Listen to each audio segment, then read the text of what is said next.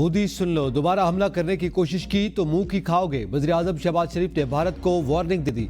अगले मोर्चों पर फौजी जवानों से खिताब में मोदी को मुखातिब करके ऐलान किया, अगर दोबारा कोई प्लान करोगे तो हमें तैयार पाओगे। दोबारा हमला करने का सोचा तो जो कुछ तुम्हारा बचा है वो भी खत्म हो जाएगा।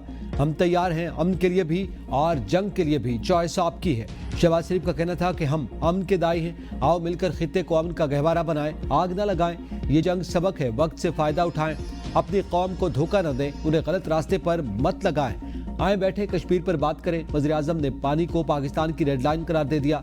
भारत को ललकार कर कहा, अगर हमारा पानी बंद करने का सोचा भी तो खून और पानी एक साथ नहीं बहेगा। वज़ीर-ए-आज़म की भारत के खिलाफ अजीम फतह और कामयाबी पर मुसल्लह अफवाज को मुबारकबाद। कामयाबी तारीख में सुनहरे अल्फाज से याद रखी जाएगी। वज़ीर-ए-आज़म का मजीद कहना था कि सिपह सालार, एयर चीफ और नेवल चीफ कौम की आंखों का तारा बन चुके। बतौर पाकिस्तानी उन पर फख्र है। वज़ीर-ए-आज़म की जानिब से तारीफ पर आर्मी चीफ ने सैल्यूट किया और कहा, थैंक यू सर।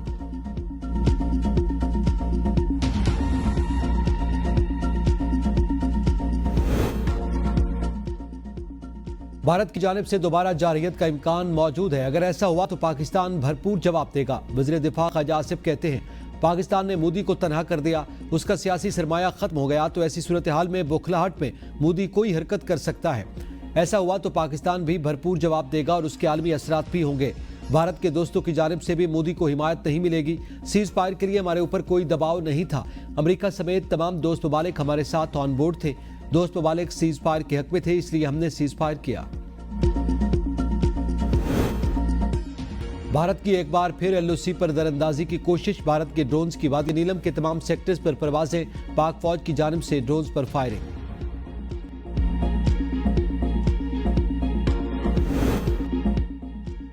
सदर ममलिकत आसिफ अली जरदारी का सीएमएच रावलपिंडी का दौरा, जख्मियों की इयादत की। कहते हैं, हमने अपने बहादुर जवानों की कुर्बानियों पर फख्र है। पूरी कौम अपने सिपाहियों और शहरियों की कुर्बानियों को सलाम पेश करती है। पाकिस्तानी कौम ने दुश्मन की जारहियत का डट कर मुकाबला किया।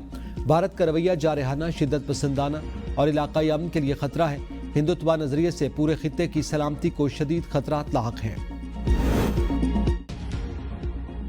वर्ल्ड बैंक के भारतीय नयाद सदर की भारत में बैठकर भारत पर तनकीद। कहते हैं, सिंध तास मुआहदे में इसे यकतरफा मुअत्तल करने या ख़त्म करने की कोई शक नहीं। मुआहदे में तब्दीली या उसे ख़त्म करने के लिए पाकिस्तान और भारत का मुत्तफ़िक होना ज़रूरी है। अमरीकी मीडिया को इंटरव्यू में वर्ल्ड बैंक के सदर अजय बंगा ने कहा कि भारत ने तकनीकी तौर पर मुआहदा इल्तिबा में डाला। सिंध तास मुआहदे में आलमी बैंक का किरदार एक सहूलतकार का है, न कि सालिस का। यह मुआहदा दो खुद मुख्तार ममालिक के दरमियान है। वर्ल्ड बैंक को यह इख्तियार हासिल नहीं कि वो भारत और पाकिस्तान के दरमियान तनाज़ात में फैसला करे या मुदाखलत। सिंध तास मुआहदे में उसे मुअत्तल करने की कोई गुंजाइश मौजूद नहीं।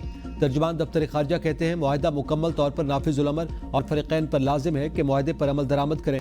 पाकिस्तान ने वाज़ेह कर दिया, मुआहदे की खिलाफ वर्जी नाकाबिल कबूल होगी। सिंध तास मुआहदा एक बैनुल अक़वामी जिम्मेदारी है जिसकी पासदारी जरूरी है।